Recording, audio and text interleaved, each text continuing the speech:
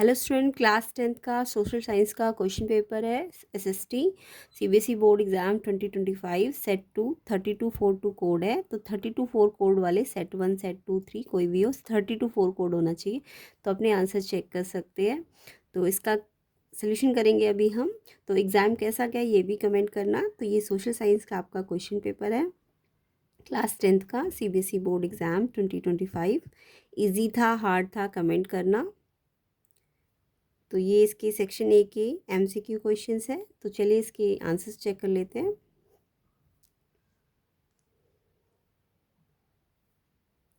तो देखिए section A में सबसे फर्स्ट जो मल्टीपल चॉइस क्वेश्चन था, क्वेश्चन 1, इसमें था आपको डेवलपमेंट गोल्स एंड रीड करने एंड करेक्ट ऑप्शन पे टिक करना था, जो कि रिलेटेड था स्टूडेंट के स्टडिंग इन यूनिवर्सिटी से रिलेटेड। तो स्टूडेंट्स यूनिवर्सिटी में क्यों पढ़ता है, इसका आंसर आपको देना था। कौन कौन से ऑप्शंस करेक्ट थे। तो फर्स्ट था गुड अपॉर्चुनिटी फॉर रिसर्च, कि उसको रिसर्च करने के लिए अच्छी अपॉर्चुनिटी मिल जाए, या फिर उसको हायर एजुकेशन अब्रॉड में मिलने की अपॉर्चुनिटी मिले, या उसे इंडिपेंडेंस की अपॉर्चुनिटी मिले, या फिर उसे गुड एम्प्लॉयमेंट की। तो गुड एम्प्लॉयमेंट तो पक्का है ना, कि उसे अच्छा एम्प्लॉयमेंट मिले, इसलिए वो यूनिवर्सिटी में पढ़ता है, हायर स्टडी करता है। दूसरा वो अब्रॉड जा सके, ये भी ठीक है। एंड रिसर्च का उसे अपॉर्चुनिटी मिल सके, ये भी बिल्कुल ठीक है। इंडिपेंडेंस वाला मुझे लगता है नहीं है इसका ऑप्शन, तो इसलिए first second and fourth option होना चाहिए। तो आई होप सबका यही आंसर हो, कमेंट करना ये सबका आंसर है कि नहीं। C option first second and fourth correct है। तो क्वेश्चन 1 का आंसर फर्स्ट सेकंड फोर्थ होना चाहिए। बाकी वेरीफाइड आंसर आपको अभी थोड़ी देर में मिल जाएंगे, बट श्योर है 99% फर्स्ट सेकंड फोर्थ इसका आंसर है। नेक्स्ट क्वेश्चन देखेंगे। नेक्स्ट क्वेश्चन है आपका,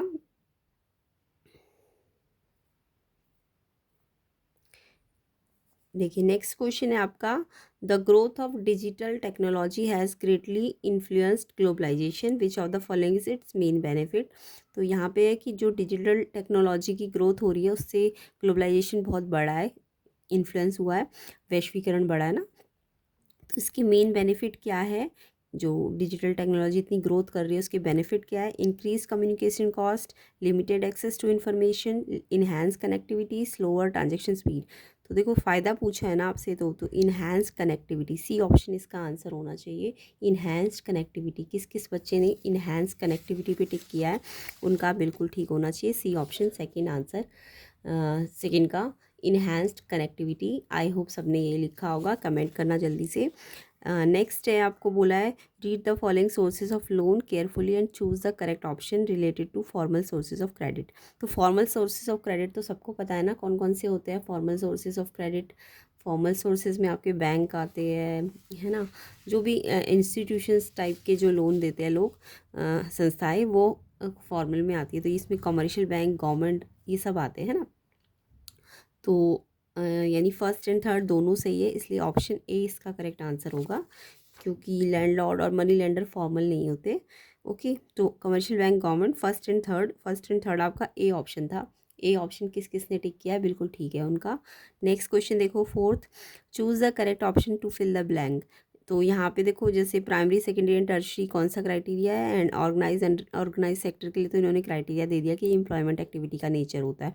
तो ये तो सबको ही पता होगा, प्राइमरी सेकेंडरी टर्शरी बहुत ईजी सा क्वेश्चन है। ये क्या होता है, ये नेचर किसका है, social activity, political activity, production activity की गवर्नमेंट एक्टिविटी। तो इसमें आंसर आएगा C option, nature of production activity.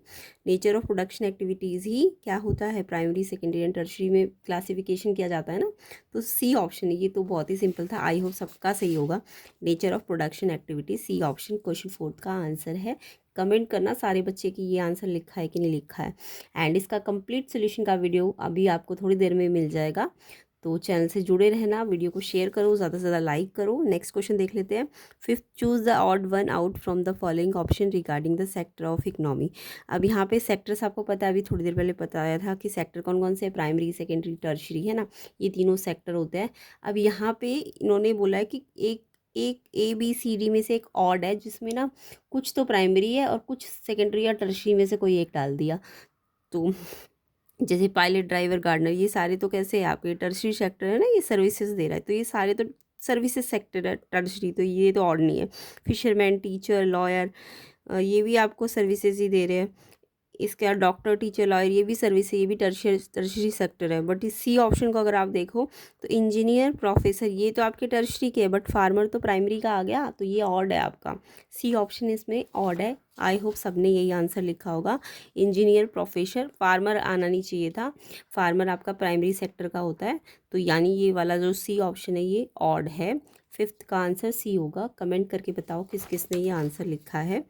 Next देखो question 6, the world bank development report is prepared on the basis of which of the following. ये तो बहुत ही simple सा question है। वर्ल्ड बैंक का जो डेवलपमेंट रिपोर्ट है वो किस बेसिस पे बनता है?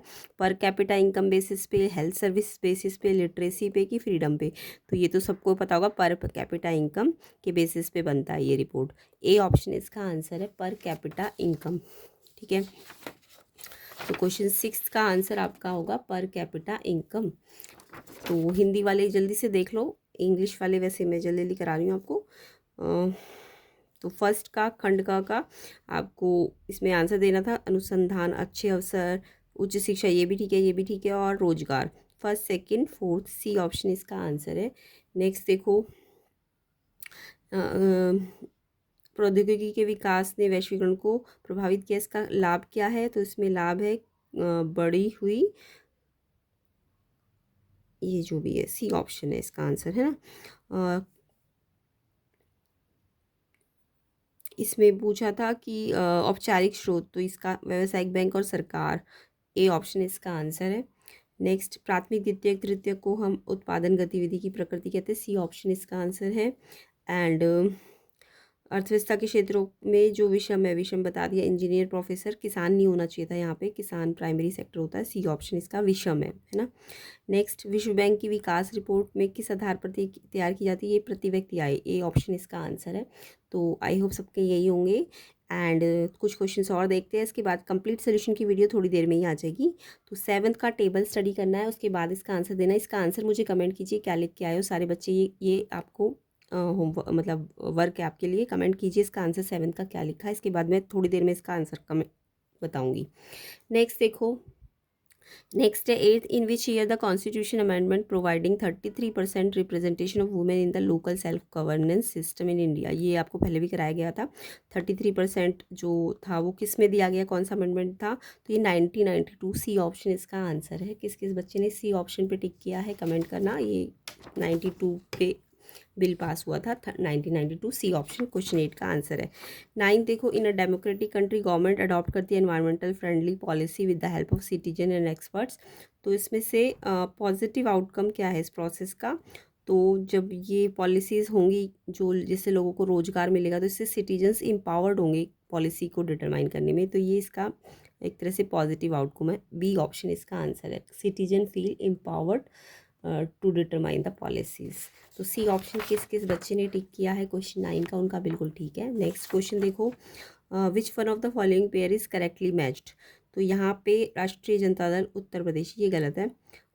जनता दल बिहार, ये भी गलत है। राष्ट्रीय लोक दल असम, ये भी गलत है। बीजू जनता दल उड़ीसा, ये बिल्कुल ठीक मैचिंग है। बीजू जनता दल उड़ीसा का है, और डिटेल में मैं इसको बाद में बता दूंगी, अभी फिलहाल मैं जस्ट आंसर बता रही हूँ। डी ऑप्शन इसका, इन्होंने बोला करेक्ट मैच कौन सा है, तो बीजू जनता दल एक्चुअल में उड़ीसा की पार्टी है, उड़ीसा स्टेट की। तो येस, ये बिल्कुल करेक्ट है, डी ऑप्शन। तो इसका आंसर क्वेश्चन 10 का डी ऑप्शन करेक्ट मैचिंग है, बीजू जनता दल उड़ीसा। ओके, तो किस किस बच्चे ने ये मैच किया है कमेंट करके सारे बच्चे बता देना। ठीक है, अब बचे हुए क्वेश्चंस को हम कंप्लीट सोल्यूशन के साथ नेक्स्ट वीडियो नेक्स्ट पार्ट में बनाएंगे, जिसका लिंक आपको डिस्क्रिप्शन में मिल जाएगा। कमेंट करना सबके 11, 12, 13 के आंसर आप क्या क्या लिख के आए हो, जल्दी से जल्दी कमेंट करो, और उसके बाद नेक्स्ट पार्ट में हम इसके कंप्लीट सोल्यूशन को कर लेंगे। वीडियो को ज़्यादा से ज़्यादा शेयर कर दो, कम से कम 1000 लाइक जल्दी से जल्दी कर दो, ताकि आपको जल्दी जल्दी इसके सोल्यूशन मिल जाए। एंड नए हो चैनल में तो सब्सक्राइब ज़रूर कर लेना।